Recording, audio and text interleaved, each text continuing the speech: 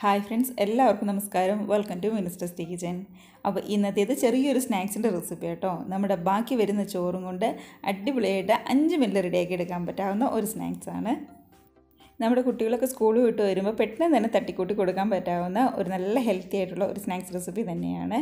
അപ്പോൾ ഒരുപാട് സമയമോ അതേപോലെ തന്നെ ഒരുപാട് ചേരുവകളുടെ ആവശ്യമോ അങ്ങനെയൊന്നും തന്നെയില്ല. നമ്മുടെ വീട്ടിൽ എപ്പോഴും കാണുന്ന ചെറിയ ചേരുവകൾ ഉപയോഗിച്ചുകൊണ്ട് പെട്ടെന്ന് തന്നെ സിമ്പിളായിട്ട് റെഡിയാക്കാവുന്നതേ ഉള്ളൂ. അപ്പോൾ ഒട്ടും തന്നെ സമയം കളയാതെ എങ്ങനെയാണ് ചോറ് കൊണ്ട് നമ്മുടെ ഈ സ്നാക്സ് റെഡിയാക്കുന്നതെന്ന് കണ്ടു നോക്കിയാലോ. നമ്മുടെ ഈ സ്നാക്സിന് മെയിനായിട്ട് വേണ്ടത് ചോറ് തന്നെയാണ്. അപ്പോൾ ഞാനിവിടെ 250 ml കപ്പിന് 1 കപ്പ് കുത്തരി ചോറാണ് എടുത്തിരിക്കുന്നത്. ഇപ്പോൾ ഈ കുത്തരിക്ക് പകരം വേണമെന്നുണ്ടെങ്കിൽ നമ്മുടെ വെള്ളരി എടുക്കാം, അതൊന്നും കുഴപ്പമില്ല.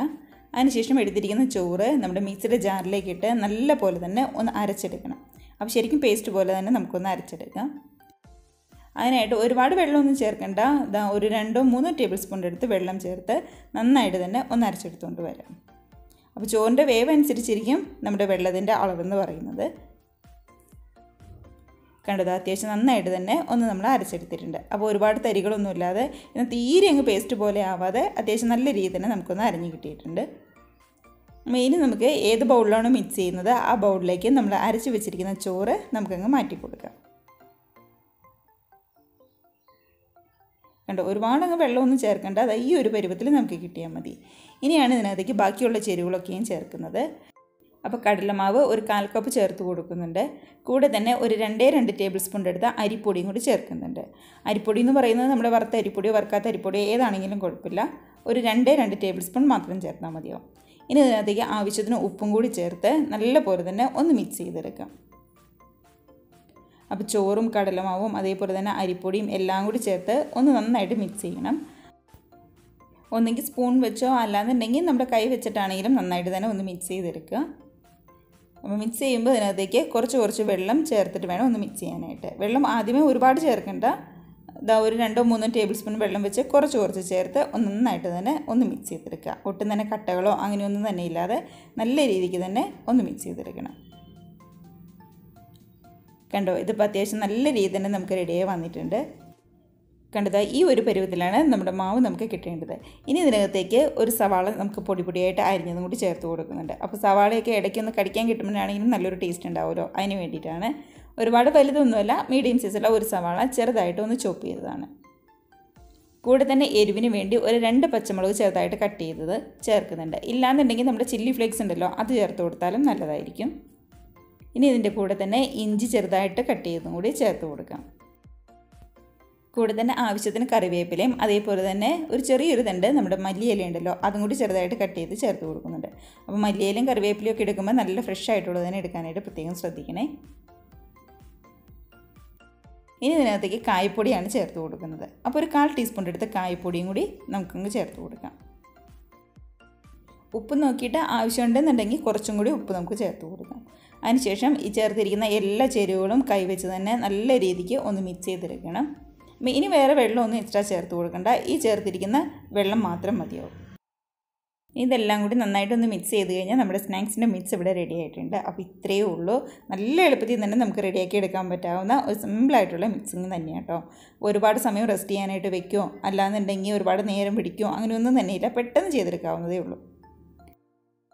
കേട്ടോ, നന്നായിട്ട് മിക്സ് ചെയ്തിട്ടുണ്ട്. അപ്പോൾ നമ്മുടെ കയ്യിൽ ഇതേപോലെ എടുത്ത് എണ്ണയിലേക്ക് ഇടാവുന്ന ആ ഒരു പരുവത്തിൽ നമുക്ക് കിട്ടിയിട്ടുണ്ട്. അപ്പോൾ ഇതാണ് കറക്റ്റുള്ള പരുവെന്ന് പറയുന്നത്.